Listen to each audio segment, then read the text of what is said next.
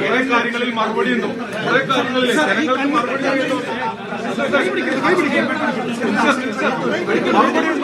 ഉണ്ടോ?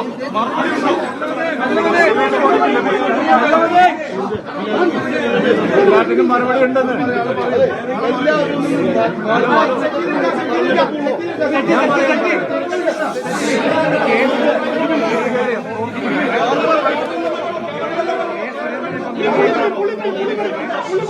എല്ലാത്തിനും മറുപടിയുണ്ട്. ഞാൻ പറയട്ടെ ഒന്ന് കൈയെടുക്കോ. അദ്ദേഹം തെരഞ്ഞെടുപ്പിൽ മത്സരിപ്പോൾ തട്ടു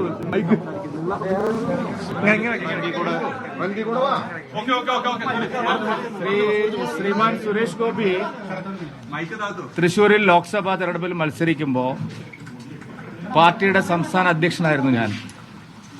അപ്പൊ എനിക്കറിയാം എന്താണ് നടന്നത്, തെരഞ്ഞെടുപ്പിന്റെ പ്രചാരണം എങ്ങനെയായിരുന്നു, വോട്ടർ പട്ടികയിൽ പേര് ചേർക്കുന്നതിന് എന്തൊക്കെ കാര്യങ്ങളാണ് ഞങ്ങൾ പാർട്ടി ചെയ്തത്, ഇതെല്ലാം സംബന്ധിച്ച് വ്യക്തമായിട്ടുള്ള മറുപടിയുണ്ട്. നിങ്ങൾ ദയവായി ബഹളം വയ്ക്കാതിരിക്കുക. നമ്മുടെ രാജ്യത്തെ തെരഞ്ഞെടുപ്പ് കമ്മീഷൻ ഇപ്പോൾ വർഷത്തിൽ 3 തവണ ലോക്സഭയിലേക്കും നിയമസഭയിലേക്കുമുള്ള വോട്ടർ പട്ടിക പരിഷ്കരിക്കാനുള്ള സമയം അനുവദിച്ചിട്ടുണ്ട്. നേരത്തെ അത് 1 വർഷമായിരുന്നു. 6 മാസത്തിൽ കൂടുതൽ സ്ഥിരതാമസമുള്ള ഒരു സ്ഥലത്ത് ഏതൊരു പൗരനും, ഇന്ത്യയിലെ ഏതൊരു പൗരനും അവിടെ വോട്ട് ചേർക്കാവുന്നതാണ്. അങ്ങനെ വോട്ട് ചേർത്തവരെ കാണിച്ച് നിങ്ങൾ ഏതാനും ചില വോട്ടുകൾ, ഈ ജില്ലയുടെ മറ്റ് സ്ഥലങ്ങളിൽ നിന്ന് ഏതാനും ചില വോട്ടുകൾ തൃശൂരിൽ പ്രവർത്തനത്തിന്റെ ഭാഗമായി ഞങ്ങൾ 6 മാസം മുമ്പ് പ്രവർത്തനം തുടങ്ങിയിട്ടുണ്ട്. ഇവിടെ താമസമാക്കിയ ഏതാനും വിരലിലെണ്ണാവുന്ന, ഞാൻ എല്ലാവരും എതിരാളികളെ മുഴുവൻ ചാലഞ്ച് ചെയ്യണം, വിരലിലെണ്ണാവുന്ന ഏതാനും വോട്ടുകൾ വെച്ചാണ് നിങ്ങൾ ഇത് പറഞ്ഞുകൊണ്ടിരിക്കുന്നത്. UDF-ഉം LDF-ഉം ഇതുപോലെ കോൺഗ്രസിലെ MLA-മാർക്കും MP-മാർക്കും CPM-ലെ MLA-മാർക്കും MP-മാർക്കും ഒക്കെ ഇതുപോലെ പല സ്ഥലങ്ങളിൽ വോട്ടുണ്ട്.